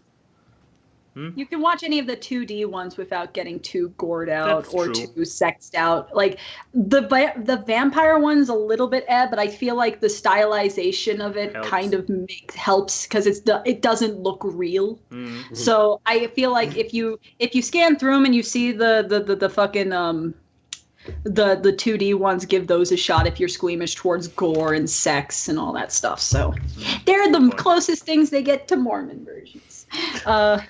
But yeah, that's my media. Go watch it. I know I'm going to keep watching them because God, I love the 3 robots one way too much, especially the exploding cats. But now it is time for question time, the Q&A. Thank you, Sleepy Beagle, for the Keyframe Gets Food Poisoning title card that is now in our Discord chat. Yes. But yeah, did we get any on the tweeters, or should I go straight to Discord? I have one on Twitter by York. Our good boy York. J-Rock. I have pronouncing his name incorrectly forever. I only know that's why we're just going to stick to it. York to J-Rock. Yes. Yes, it's specifically for you. But I guess Nuka and I can try to answer the best as we can. For Keyframe, what is your favorite? Is it Scooby-Doo? Yeah, of course. What's your favorite Scooby-Doo movie? People, I have more personality facets than Scooby-Doo. You do realize this, right? This is the reason my friends don't want to talk to me about things, because they think that it will circle back to Scooby-Doo one way or another. It hasn't helped this month with the fucking Scoob trailer coming out. Anyway, my favorite Scooby movie, which looks pretty brilliant. Which looks absolutely brilliant. I love it. I am looking forward to the Scoob movie. Yeah, I'm not going to go on a tangent about the Scoob movie because I'm just going to tell people how stupid they are for hating on this new Shaggy voice because they're being stupid. It's perfectly fine. Everyone's voiced by a different person. Just let them be different. Anyways, but yeah, my favorite Scooby movie, that's probably not going to be, that's probably not yet Scoob, because Scoob has the makings. You can't make an IKEA joke in a fucking trailer and make me laugh and me not be hopeful that it's going to be a great movie. My favorite one's probably Witch's Ghost, which is the second one that they did in that whole like anime-y style that they started with Zombie Island. And a lot of people are just like, wait, Zombie Island's not your favorite one? And I was like, well, because Witch's Ghost takes everything about Zombie Island and makes it better. Because it's just kind of like, it balances an old-fashioned Scooby mystery with this whole concept that they brought in the Zombie Island, that there are real monsters and supernatural. Plus Tim Curry's in it. So it automatically gets better. Tim Curry's in it, and he's basically playing a character from Gargoyles, as I found out when I watched Witch's Ghost with Max. He's Xanatos. Yeah, he is, and I just really like it. I like autumn settings. The colors and everything look nice. I love seeing people look disgusted on how much Shaggy and Scooby can eat, which is a big scene in that movie. And also, the Hex Girls are in it. How am I not going to not love hot goth girls singing music? Good selling point. And Nuka, from all the Scooby-Doo movies that you might or might not have watched and can recall, which is your favorite? So I'm a tad ashamed to admit I never really got into Scooby-Doo. I'll say whatever doesn't have Scrappy-Doo because I hate him. Okay, so nothing from like the 80s, and then we're good. Yeah. Or the first live-action movie. Yeah, if it has Scrappy-Doo in it, I immediately hate it. Anything else is probably cool. Yeah. Fair. The psychology of a Scooby-Doo fan coming to a medical journal near you. But okay, what about you, Max? I mean, from the handful of ones that I watched and can remember, I believe I recall that we watched this Zombie Island and the Witches one, and then exactly. We fucking cursed you with The Mystery Begins one time. Exactly, which is my favorite. Why? Because of how bad it is? Because you suffered so much. We watched it as a group at a con in a hotel room, and it was... I mean, most people didn't even make it through the movie. We were drinking passion fruit something or other. Like, it wasn't alcohol. And that didn't help that experience one bit. At least I could say this with the first live-action movie, which is not good. Alcohol makes that movie so much better. I mean, there is a I'm just going to say there's a reason the greatest video I will ever release on the internet is my list of all the movies that are cheaper to rent on YouTube Movies than Scooby-Doo, the live-action film. Because there's so many films that should cost more to rent than Scooby-Doo, the live-action film, but don't. And all the Avenger solo hero movies are on that list. But questions on Discord. I'm already out of questions, so let's go to Discord and see how Wolfhead is completely mutilating one of the very few rules we have about question asking. Not so many of them are. Well, one of them's technically one question, but it's put into parts because he worded one part to you and one part to me. Thank you for completely bypassing the guest in this scenario here, which is why you are not going to be the first. I'm set dressing. No, but I mean, on the other hand, we don't have too many other questionnaires, especially since Enigma is I'm just still not on going his. to give that one the honor of being the first Discord question. That's all I'm saying. Let's see. From Sleepy Beagle. Good name. I approve of this name. That is a wholesome name. There's a Beagle Chimera individual. Yeah, that's me. You play towards my biases, you get compliments. This is human nature. Okay. She's right, you know. Yeah, see? The psychologist agrees with me. So, ask Awkward. Remember, kids, protective gear is there for a reason. What's the worst almost accident you've had face to face? For example, I just now dropped a knife pointing downwards, and if I weren't wearing sandals, I would be limping right now. I am Odie, you need an insurance policy on yourself. Like, I mean, half of your questions always are inspired by some kind of mutilation that you which is always related to him cooking. He's always cooking and he's always hurting himself. The knife. Yes. Those two wires didn't connect in my head till now. I hate it. But okay, almost accident is the biggest thing. See, I've had many accidents. What time did I avoid one? Okay. I almost took a baseball to the face once, but luckily it was the one time my body was like, "Hey, let's have some reflexes." So I was doing softball practice. By the way, contrary to popular belief, a softball is not soft. It is bigger than a baseball and just as hard.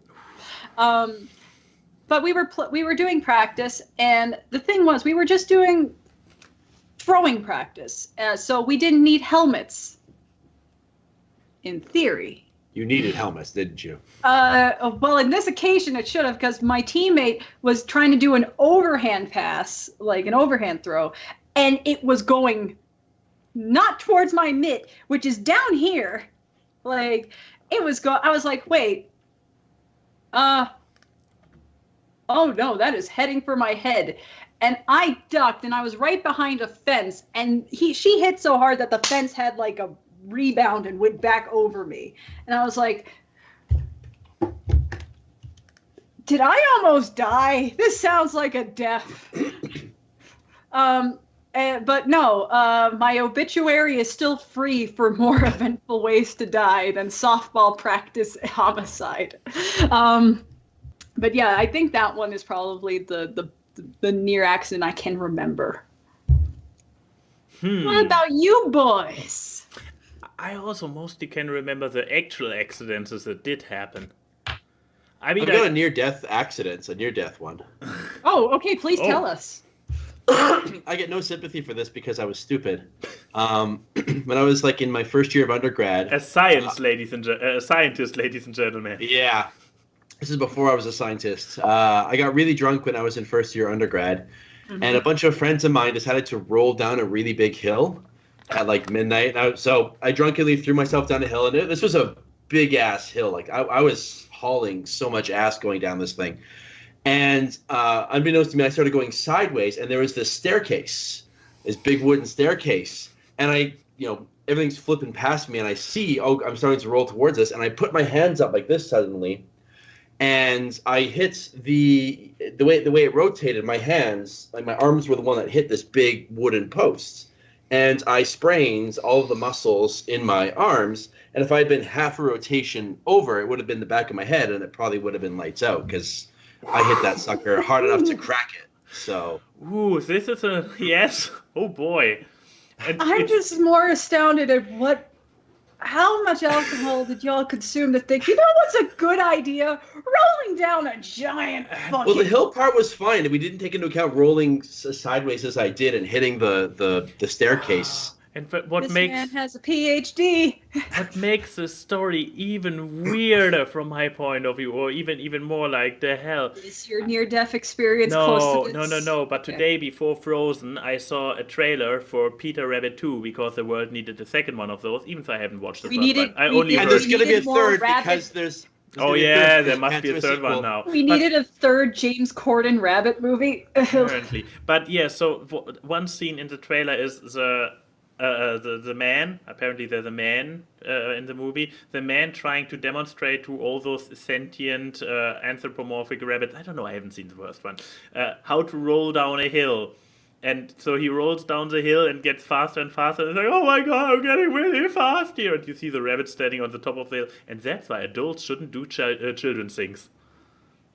That's exactly I know. And I was so reminded, like, oh my god, this is like serendipity right Where here. was that film 10 years ago where I could have used it? Not made. James Corden was still England's problem. But yeah, I mean, the best near accident that comes to mind is one I already talked about on this show, but it was the most brilliant one. So, where I was... Please, retell. Yes, so I was riding home from work on my bike. And as always, I'm a little bit like a little bit of a speedster on the bike. And here's a very weird thing to know about Berlin in the summer. There is traffic jams of bikes. It's like we have so many bikes here that there's actually like you have the car traffic, and right next to it you have a bike traffic, and there are so many bikers that you're always in a driving by mood because all those get on the sidewalk with your toy if you can't drive quicker. So this kind of thing is going on there. So I was doing my thing, going extra fast, being focused on getting by people. And then at one point on my way home, there is a crosswalk. So the people are in the right to just walk on it and hope for the wheeled trafficants to pay attention and not murder them horribly. So I come there with speed, probably relatively just passed by another bike or whatever. So I notice the pedestrians basically, especially in relation to my speed, far too late. So I saw them walking on there, and I'm like, both brakes. The frontal bike completely blocked, but due to momentum, because bike doesn't have a lot of mass, I have a lot of mass. I go forward. I kind of swing around, do a 180. My back wheel bumps down on the road, and I'm standing face to face with the biker behind me. And I'm like, hi.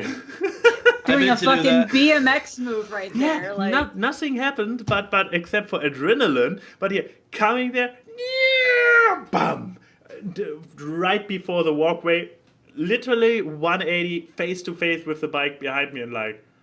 That's when you play that shit off like you totally meant to do it. Like totally, like, you guys just drive by me. I will turn my bike around manually in a second. I just will sit here for a moment. why do I just imagine? I know it's not what happened. I just imagine you like drive on by, puts your bike down on the sidewalk, just kind of curls up on the ground for a bit, just like. No, I was like, whoa. I was less in shock and more like, shit.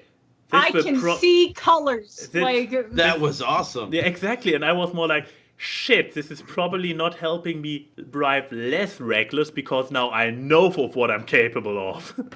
Now I need more. Okay, there's your answer. Next question. From Max's Broken XSplit. Not this week. Not yet. Not yet. Would you rather perform CPR on a person that's just drowned a bunch of sewage water, or as they put it, shit water? Ugh. Or work really hard to submit your piece for a group project for school, only for everyone else in the group to look at you and go, wow, you kind of suck, and kick you out of the group? See, at least these are a bit more on level than what previously has been. Because one's really sucky in physical sense, one's sucky in the fifis. Like... Okay, that's interesting, because I read it and I was like, there is a very clear answer. So... Yeah, there's a really obvious answer to me. Are we all so afraid of getting kicked out of groups? Oh, no, I said the obvious one. Okay, question. Yes. Yeah? You say attempt CPR on a person who was drowning in sewer. Do they live? This is I'm going to assume yes, because here's the bad part about it. If you do get it, they're going to cough up in your mouth. Yeah, and you get the shit water. But you know what? I can did you not realize that part of the story? Because I can vomit and then take a shower, and I'm good, and I'm still a hero. Exactly. At the end of the day. Which is why, yes, I would also do the first one, because the first one still has any good aspect to it, while the second one is just like, wow, you put your work in and you get fucked over. And everybody hates you. So, yeah, I would also say the first one. Key, do you disagree? Actually do. Oh, really? Okay. Sorry. Which is monster. Which is the proof that it is a good would you rather, if not everything is unanimous. Yeah, like I've had that happen to me before. Wait, what? Yeah. The former or the latter? The latter, obviously. The group project. Yes, no one spat shit water into my mouth. I was confused. To my knowledge. But no, the story basically is I was at a summer camp and there was this giant project and we all had to be in groups and it was like a creative summer camp thing, and one of them was a film group, and I submitted stuff for it and they kicked me out of the group and I had to find a new group by the last like 3 days of camp. And you would rather do this again? I've already been through it. I know the pain. Okay, fair point. Do you just hate poo that much, or do you hate saving lives that much? Okay, look, if this person was dumb enough to swim in sewage, maybe that's just Darwinism at work. Oh, that's, awkward. What? Not yet. Did we not think about it was, though. It was. Did we not think about the backstory of why this person is swimming in shit water? Yeah, he's a sewer worker. He already has a pretty bad life, and he's doing keeping the sewers clean for you and everybody else, so you can poop in a. Are you shaming sewer workers? Are you shaming sewer workers for no. working the crew? No. Oh yeah, are you Keyframe? No, I see. In my mind, I thought it was a dumb college student who also thought it was a good idea to roll down a hill as an adult. In the direction of the Suez channel, you mean canal? Exactly. This is what happened. It was just another one of Nuka's friends. So really would you? away for the sewage towards I see stairs. how it is. So you wouldn't save Nuka's life if it would have been him. That's what you just said. That's what I heard. Because he was this dumb college student. I have only. It's either I feel bad or I double down on my statement. And I. Odie. Keyframe kills Nuka. I mean, I'm not a monster. I would give CPR to you, sewer water and all, because I'm not a terrible person. But. Okay. But I'm just saying, like, going by the just thing of, like, well, if you guys are performing CPR on this person, I don't have to. I can go fail a project. But there also just had to be a contrarian there. Mine was just a contrarian with genuineness. It's fair. Okay, next question. That probably won't make me look as bad. Oh, Nuka. Challenge accepted.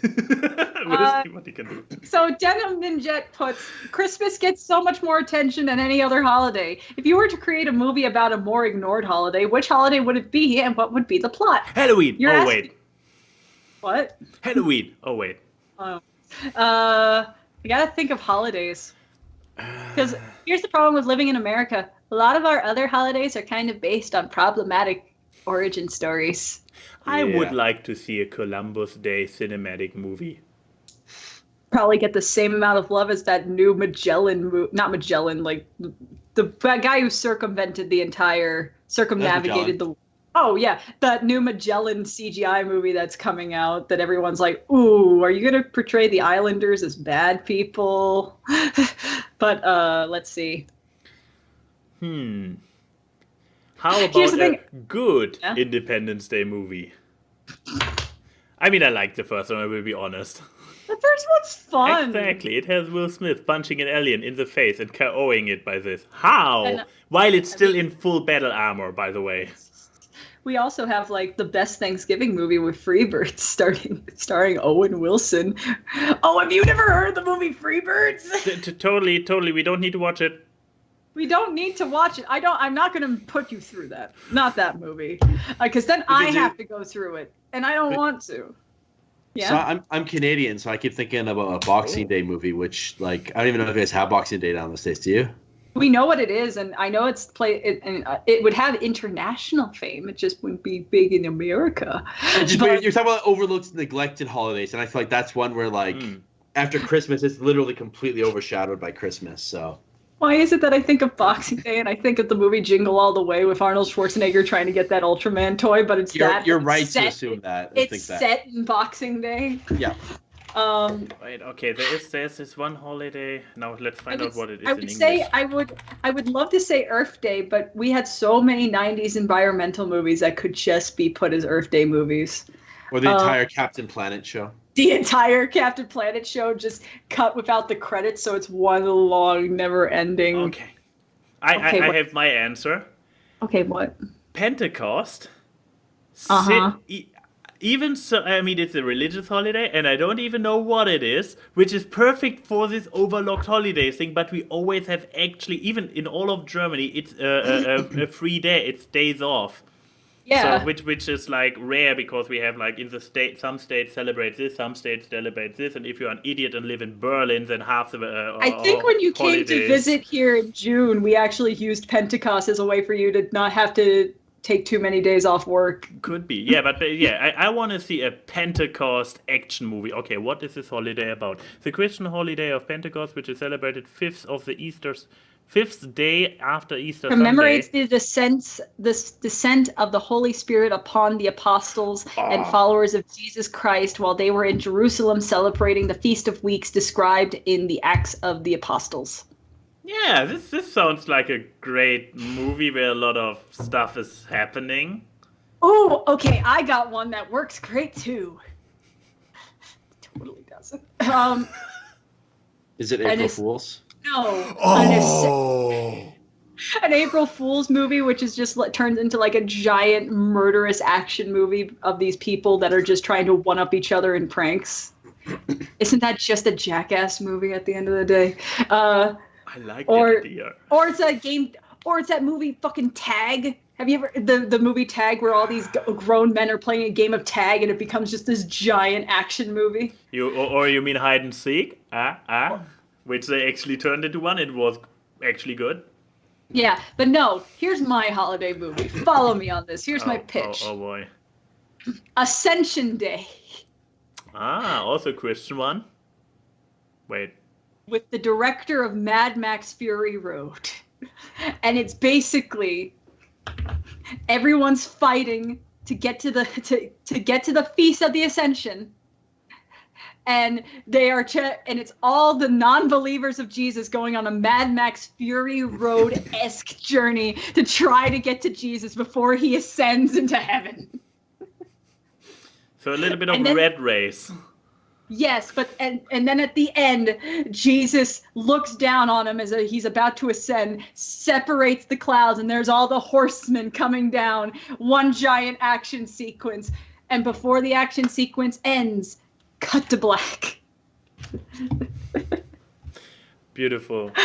Okay, good question. But yes. Okay, here's a question from Max's Broken XSplit again. And this is the one that's in two parts, so I'm just going to say it all as one question. Okay. We all know Key hopes to own 2 ferrets at some point in the future. Max, if you had a domesticated mink, what would you name it and why? And the second part, which would be for me, I imagine future Key would be accompanied by 2 ferrets, a dog, and a bird at all times, every day, 24/7. I also imagine them being very fond of Kichi and absolutely hating Golden for some reason, and they keep biting him in his sleep. Why? But if you had to add another species of animals to your entourage, what would it be and why? And I guess this can go to the guest. If you could have like an entourage of animals, what would be like 3 that would be in your posse? Oh, you answer yours, why I think. Okay, well, Max was the first one. What would you name, if you suddenly just got a domesticated mink, what would you name it? Minerva. First of all, basic ass bitch of you. Secondly, is it weird to name a pet like after a hot furry character? I mean, isn't this what's being a furry all about? Wait, where is it? Where is it? God damn it! Why didn't it work? Oh no, it's. I don't have a collar. There we go. Yeah, XSplit. Thanks for letting me hanging. Yeah, but no, if I could add an animal to my entourage besides a bird, ferrets, dogs, you know what? I would get a snake. To eat the other animals. Good thinking. Like, oh no, that's a good point. It would eat the ferrets. No, you know what? I would become that fucking, like, I know it's a bird, but it's not like a parrot, which is what bird usually implies. I'd become that guy from TikTok who owns the ferrets and the guinea pigs and the duck. I would get a duck. And I would name it Jerry. Oh, Jerry was awesome. Jerry, don't. Why are you in the sink? The shower's ready for you. Okay, you know what? You have to find the Jerry video, and I put it in the description down below because it's absolutely brilliant. I think it's literally titled Total Chaos or something. It's amazing with the ferrets doing the no. Why would you do that, Jerry? Knocking over the tree. There's just a guinea pig on the mantle. Oh, it is amazing. Margles, what are you doing? No, you're not allowed to play Monopoly right now. Like, it is great. But no, but yeah, Nuka, if you could add like 3 animals to your posse, what would it be? So I'm gonna cheat a little bit. They'd all be corvids. I would just get like a raven, a magpie, and a crow, some variation thereof, because they're really smart birds. You'd be a living scarecrow. You just have your arms out at all times, being like, "Hello, class." But they're incredibly smart, so you could train them to do things. You could like go get shiny objects for me. Go retrieve that. Go steal that. You could have your birds give out the test papers to your students. I'd be okay with that. Quick, go, Mafal. Fly, my pretties. Fly, my pretties. And give them their term papers. And of course, they are all trained to identify cheating. So they are sitting on different spots on elevated spots around the classroom, and they are always looking down, and the students are like, oh no, no. When somebody's cheating, they're flying down, ripping away the paper and flying off. It's like the monkey from Toy Story 3 that's watching the security footage. Or alternatively, inspired by Untitled Goose Game, I'd get a goose. Oh, you would have a terrible time. No, I'd sick the goose on other just people. Conspire to kill you all the time. I would sick it on other people. Geese have teeth. God, you can make an out of context awkward cast, and 90% of them would be statements like that. Geese have teeth. Okay, but good question. God, are we already at the fuck, marry, kill? Could I be. think we're already at the fuck, marry, kill. Huh. Yeah. See, that's the thing. Wolf had put everything as separate messages, so it looked like a lot more questions than what it really was. But yes, so it is time for our favorite part of the show. Max's Broken XSplit says, so this week is the doctor guy, huh? You know how many kinds... You know how many kinds of doctors there are in the world? I can come up with 3 at least. Fuck, marry, kill. A gynecologist, a proctologist, and a gastroenterologist. Time to refill that prescription. So we have the JJ dog, we have the dude dog, and we have the just intestines dog. Intestines, stomach. GI tract in general. Yeah. Okay. So at some point, at least with the last 2, it does go into shit. But wait, is a gastroenterologist the one that deals with colonoscopies? That would probably be more like a proctologist, but I mean, GI is like well, I mean, a opening to opening. proctologist, girls and guys can get colonoscopies, though. Mm-hmm. Yes. So that's why I'm saying I don't think it would be a proctologist, because that is very much a dude doctor. But okay, well, ladies first. So Max, what would you be? Oh, thank you. Ooh, that's a tricky one. You gave a basic bitch answer for the last question. I should refer to you as a lady. We still don't have a depth version of your Sona. I know. I need to contact the Ambrose, but yes, but don't distract. Don't distract. Need to make depths. Changing subjects here. That's I would never do that. I can't even find my own dep. I have too many files by now in this. You need to clean up your. Yeah, but many of them are like if we have recurring guests, and I still have the picture of Jim Fear in here and of Saberspark, who never has his fucking webcam working for the show. Stop distracting. Answer the question. Which doctor do you want to fuck? You see, the obvious primal first thought is like, hey, gynecologist would be, but then it's like, wait, no, the gynecologist, first of all, is not necessarily a lady themselves. And no, 9 times out of 10, it's a guy. Who would I want to fuck? So maybe. Wolfhead doesn't even give us the freedom to pick what gender the doctor would be. So wait, what? No, he doesn't give us the freedom to pick what the doctor would be. Because he's saying it's always the one you're not interested in, or you're welcome. No. Anyways, no. So I would fuck the gastroenterologist simply because they are definitely not completely done with any sex parts at all, so they might enjoy it actually. Then I will obviously marry the proctologist because, well, oh no. When you get older, it may be useful. Yeah, I mean, nothing against the gynecologist, and I guess I serve your answer on a silver platter there, Keyframe, but I literally personally don't have use for a gynecologist in my life unless it would be for my wife, but then I couldn't marry the gynecologist unless she's very, very like lanky and can do self stuff, which is probably not how gynecologists work. I mean, I literally never was by one because I don't have it. There's a reason you have to put in stirrups, and God, I don't want to go into what an OBGYN does because, God, all those processes are much more painful than someone sticking a finger up your ass. But yeah, so obviously keeping the proctologist for later. But yeah, who next? I'll go next. Oh boy. Yeah, you okay. go next. This is actually pretty easy for me. Oh. So You already Puck, I'd say are the married to one of them. Nope. Okay. No, so it's really easy because for Puck, I'd say the proctologist because I want someone who knows their way around my prostate gland. Okay, You know, good point. Good point. put on the glove and go to town on that Good thinking. for a good time. I'd marry the gastroenterologist because I mean, you know, everyone gets a tummy ache from time to time, and I'd like to have a person who knows, you know, how to stop when I get food poisoning, eating something horrible. It'd be nice to have a person there who can help me with that. And as you mentioned, I have no use for a gynecologist, so sorry. Once again, murdered. You gotta murder someone. At this point, I want to save the gynecologist just so I it's mean, like... you have good reason to. It's not even a... Here's the thing, I was going to kill the gynecologist, so now I gotta think.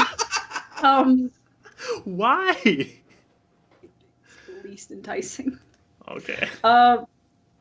Okay, hold on, I gotta think now. Okay, got it. Okay. So, I'm going to marry the gastroenterologist because, Lord knows, my stomach is just a myriad of problems. This one may actually be saving me, so... but let's see. I'm going to... I guess... Here's the okay. My original thing was I was going to fuck the proctologist with the excuse of, hey, they must be into butt stuff, because that would have been funny. But now I can't because I have to save the gynecologist from you evil cis males. Just. Oh, so you'll let me die? You'll let me die as a psychologist? You'll let me die to sewage water, but you'll save. I see how it is. Okay. We're not going back to that. We have moved on. Oh, we've already gone back to that. It's too late. We are. My feelings we are already 20 minutes hurt. older. We have outlived that time's usefulness. Time's arrow never stops. It just marches forward. Okay, but no, I guess I'll fuck the gynecologist. I mean, they put you in stirrups and shit anyway, so maybe they're into some kinky shit. And if they are, they already have half the fun stuff there. Yeah, I could just go into their office, and then, for all I know, one drawer is scalpels, the other one's dildos. Who knows? I don't like the mental images I give myself on this show from week to week, because it puts a bad image of me to the internet, to future employers, and just to myself in introspection. I would like to reflect that these are the opinions of my own and no one I work with. Saving gynecologists for the patriarchy. But then I guess I kill the proctologist. And you know why? Same reason we killed the gynecologist.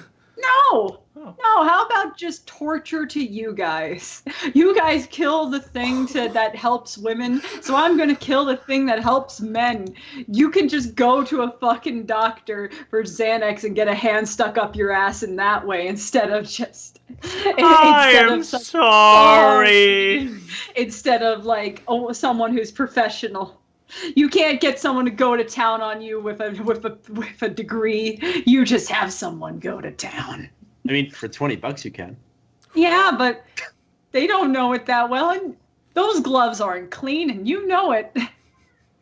Those gloves were not originally that color. How did that make you feel, Nuka? A little bit awkward. A and Y and Key say hi to the people in the chat. The memes are seen on this live stream as they talk about random crap. It's time for awkward guests. It's the awkward. Random guests and funny gags on the awkward guests. Artwork and analysis which you do